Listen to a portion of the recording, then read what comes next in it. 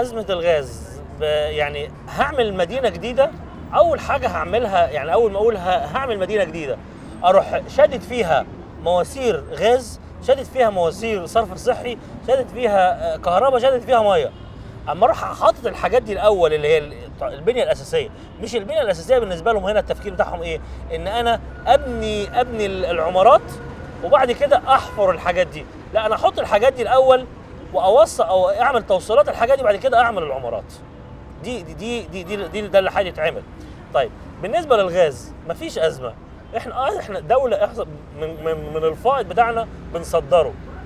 كل الموضوع بس ان ايه، يتحط لنا في مواسير ويروح للبيوت، يدخل البيت في مواسير، مش انابيب.